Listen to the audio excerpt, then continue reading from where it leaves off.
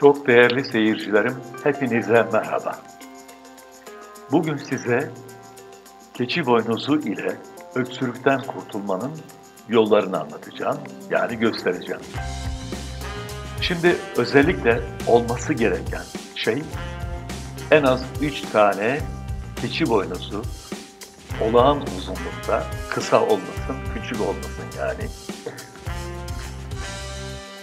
Bunun dışını güzelce yıkadıktan sonra, temizledikten sonra en az yarım litrelik bir çaydanlığa koymak üzere. Elimizde tabii ayrıca bir de kargaburnu pense olması gerekir. Kargaburnu pensenin gerekliliği nedendir diye düşünürseniz onun da sebebi şu. Şimdi keçi boynuzunu elinizle kırdığınız zaman düzgün bir şekilde sanki kesilmiş gibi zannedilir. Allah'ın yarattığı bir şey bu. İnsanın yapabildiği bir özellik değil. Öylesine kırıldığı için bunun en güzel yolu içindeki tadı, kendine özgü kokuları, şunlar bunlar kolayca suda çözülsün diye buzlu camın kırılması gibi. Yani kargaburnu penseyle zaten görüntüden de anlayacaksınız bunu. O şekilde kırılması gerekir.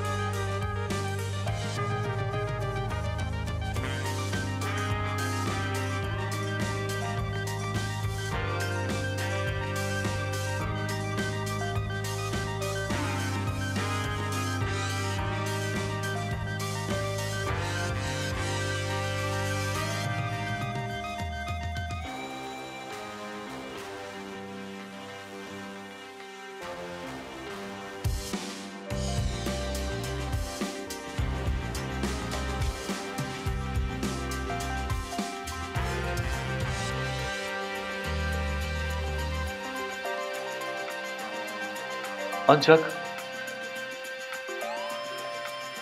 3 tane keçi boynuzunu dediğim şekilde kırdıktan sonra bir çaydanlığa koyup yeterince suyunu da koyduktan sonra ocakta kaynatmaya başlarız. Kaynattığımız zaman suyun rengi hemen hemen pekmeze yakın bir renge doğru gelinceye kadar kaynatırız. Yani o zaman zaten içindeki tadını, zaten güzel bir kaynama o rengi verir, tadı da verir. Yani bir şerbet içer gibi hissedeceğiz. İşin doğrusu bu. Ateşten indirdikten sonra bunu ister sıcak, ister biraz daha bekletiriz. Biraz soğuğa yakın ama sıcak olması galiba biraz daha iyi. Bunu içtikten sonra 2-3 saat içerisinde yırtılırcasına öksürükten eser kalmadığını görürüz diyemem de ancak ciğerlerimizin bu yırtılırcasına zorlanması yerine yavaş yavaş bir yumuşamayı hissederiz. Affedersiniz, balgam da çıkartır. Balgam çıkması zaten insanın sağlığının iyiye doğru gitmesini gösterir.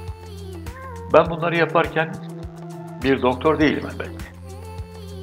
Bugüne kadar kullandığım bir şey olduğu için kendi yaptığımı size tavsiye ediyorum. Dolayısıyla size de yararının olmasını diliyorum. Hepinize sağlıklı günler diliyorum. Bazı tavsiye niteliğinde sözler söyleme gereğini duyuyorum. En başta yani keçi boynuzunu içtik diye bir daha hasta olmayacağız diye bir şey yok. Her zaman için kendi kendimizin doktoru olup sağlığımızı korumak zorundayız. Ne demiş Kanuni Sultan Süleyman? Olmaya devlet cihanda bir nefes sıhhat gibi. Yani sağlık gibi.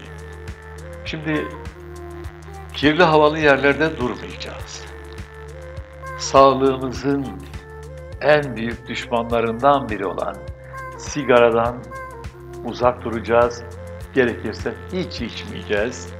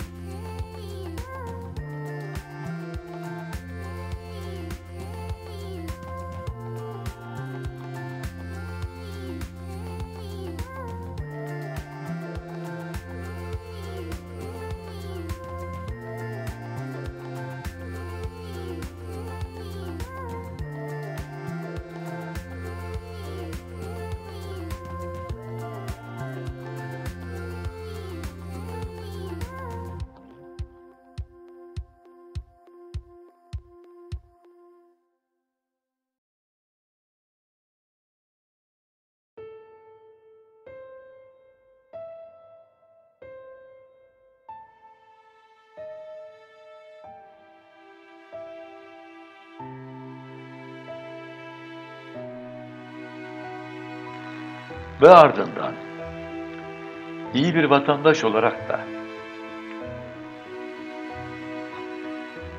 araçların yani motorlu taşıtların egzozlarından çıkan dumanın insanların sağlığına zarar verdiği için aracımız varsa da araç muayenesinde egzoz dumanını mutlaka çözüme kavuşturacağız.